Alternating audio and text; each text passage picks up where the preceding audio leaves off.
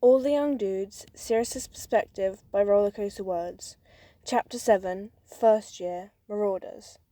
Wednesday the 15th of September, 1971. The next morning, Sirius leapt out of bed, heart pounding in his chest. He could hardly wait to see the results of their work. James seemed to feel the same way. He was already awake, shaking Peter and crowing, "Rise and shine!" Sirius followed suit, throwing open the curtains on Remus's bed. The skinny boy groaned when the sunlight flooded across his face. Despite their friends' protests, James and Sirius ensured that they were the first students in the Great Hall for breakfast. The Gryffindor table was completely empty, as were the Hufflepuff and Slytherin. There were a few older Ravenclaw students hunched over their books. "Perfect," Sirius declared, thrilled with the empty benches. "Front row seats." "Bet no one will be up for hours," Peter whinged, looking as if he was about to pass out into his porridge bowl. "Oh, cheer up." James poured them large mugs of tea. "Don't want to see the fruits of our labour?" "Not at 6 in the morning," grumbled Peter, slurping his tea loudly. Sirius winced at the sound and pushed a plate towards him. "Have some toast and stop whinging." Remus, who seemed to perk up when presented with food, was already cutting a slice of toast into 4 pieces. Sirius watched as he laid a different spread onto each quarter: marmalade, jam, butter, and lemon curd. He raised an eyebrow, bemused, when Remus caught his eye, but the other boy just smiled and tucked into his breakfast. Contrary to Peter's claim, it didn't take long for the other students to begin trickling in for breakfast.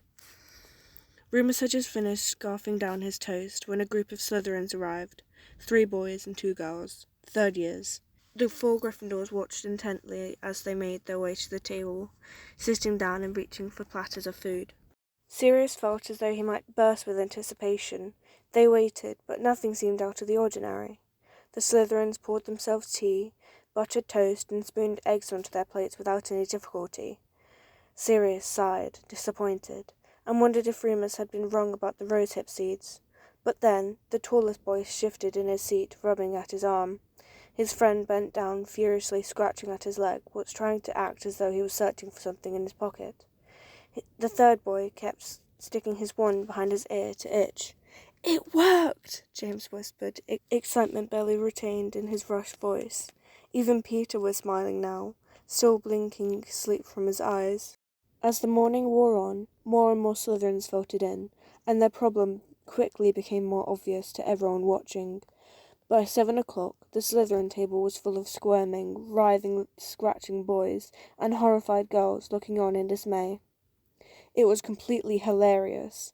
Across the room, watching the students, snickered and pointed at the scratching Slytherins.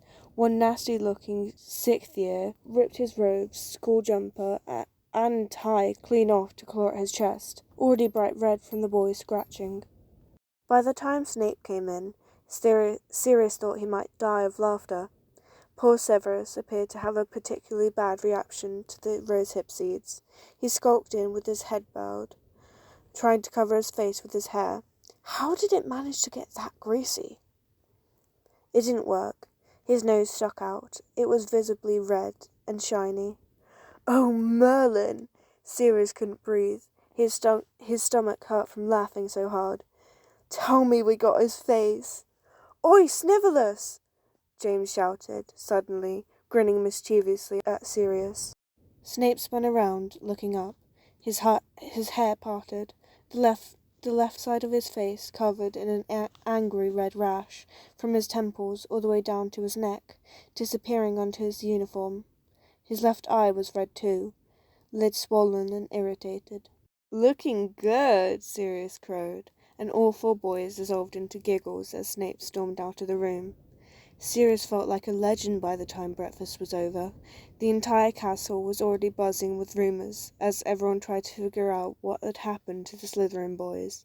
As he listened to the other students whisper about their handiwork, Sirius couldn't stop smiling, and James seemed to feel the same. He kept nudging Sirius playfully, and even Peter had cheered up, although he insisted on continuing to remind them that he helped too. Not even Peter's obvious and annoying desperation for James's approval could bring down Sirius's mood. It was all Lupin's idea, though, Sirius said, after Peter reminded them for the 100th time that he had been the lookout. What should we do to celebrate, eh? Exploding snap? Raid the kitchens? Remus smiled politely, appearing much less excited than the other boys. It was strange. He had seemed completely absorbed by the prank the previous night, and Sirius had thought that Lupin was the coolest bloody person in the world when he had gone into that room of sleeping Slytherins by himself. He still remembered that mischievous spark in Remus's eye. Where had it gone today? Well, whatever you do, you're doing it without me, he said. I've got double detention. From Slughorn?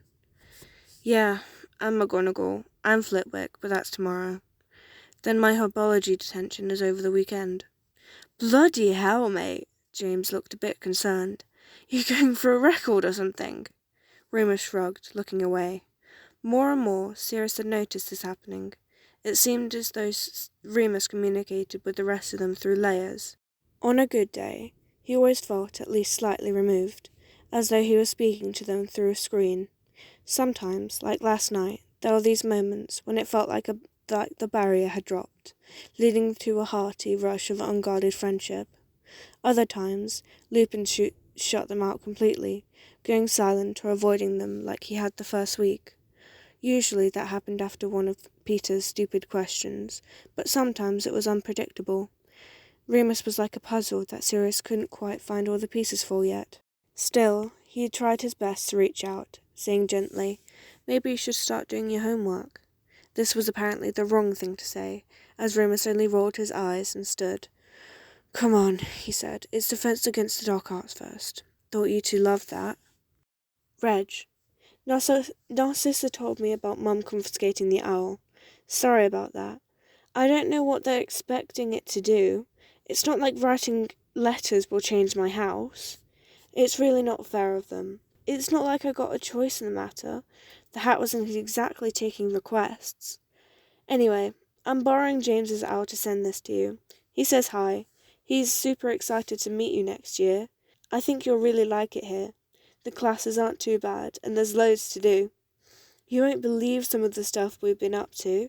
I'll tell you all about it at Christmas. How are things back there? Are you doing all right?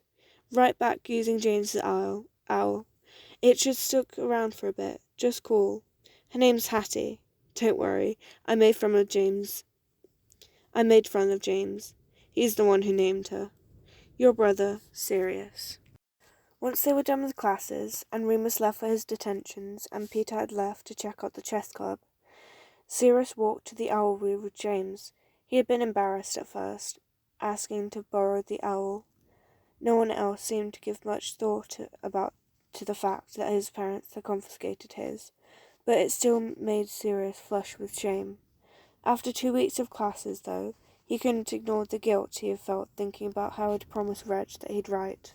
He had finally worked up the courage to ask James the previous night, when they were all riding the high of the successful prank, after the others had gone to sleep. He had snuck over to James's bed. The other boy was still awake when Sirius pulled back the curtains. "Sirius? Hi. What's going on, mate? I sort of had something to ask you." James smiled groggily, sitting up and sweeping out his arms in a grand gesture of welcome. "Please, good sir, do come in." Sirius smiled in relief, clambering in next to James and sitting on his knees on top of the blanket. The curtains fell shut, creating a barrier from the rest of the room. It made Sirius feel cozy, safe. "So," James said expectantly once Sirius was settled. "What is it? Have you got another plan for our next mission?" He was grinning, eyes eager, and Sirius felt the familiar flush of shame that came with knowing that he was going to disappoint someone. "No, sorry, I was going to ask if I could borrow your owl." James blinked. "Oh, yeah, sure, mate." "Thanks," Sirius said. There was an awkward pause, unable to stomach the silence. He continued speaking. The words jumped off his lips almost to their own accord. "It's just, I promised Regulus, my brother, I promised him I'd write. And well, obviously, I hadn't been able to, you know, and I figure I should check in just to make sure he's okay. Yeah, of course. James nodded, brow creased, and Sirius realized that he had been speaking quite quickly. You can borrow my owl any time. What's mine is yours. Sirius nodded. Okay. His throat felt tight. Okay, yeah. Cheers, mate, thanks. As he clambered out of James's bed, the other boy lay back down, yawning, and mumbled, Any time. As they walked to the owlry together, Sirius was uncharacteristically quiet, fidgeting with the letter in his hands. James didn't mention it, instead chattering on about the spell they were learning in defense against the dark arts. It wasn't until Hattie, Sirius had snorted with laughter when James first told him the owl's name, had flown off, and they were on the way back to the dorm, that James paused, laying a hand gently on Sirius's arm. Hey. His voice was low, fugitive, even though they were alone in the hallway. Are you all right? Sirius had realized that he had been continuing to fidget with his fingers as they walked, and he had clearly missed responding to some questions James had asked. He dropped his hands to his sides, and flipping his hair out of his face, and plastering on a smile. Who, me? Peachy, thanks for asking. James frowned, but didn't push him on it.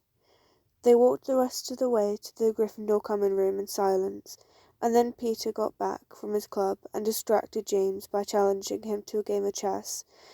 Sirius was privately relieved. It wasn't as though he didn't trust James. In fact, it was quite the opposite. James was too easy to talk to, and more often than not, Sirius felt himself on the verge of breaking down and telling him everything. Every dark family secret he had kept for years, every detail about his worries when it came to Reg, all the twisted emotions regarding his sorting. He didn't want to overwhelm or burden his new friend, or scare James away by telling him all about his mental family. At the same time, Sirius had never had anyone to talk to the way he talked to James, and it was incredibly tempting sometimes to just blurt out everything he was thinking. Sirius wasn't good at bottling things up. He was much better at releasing his emotions, often in the form of impulsive decisions that got him in trouble later.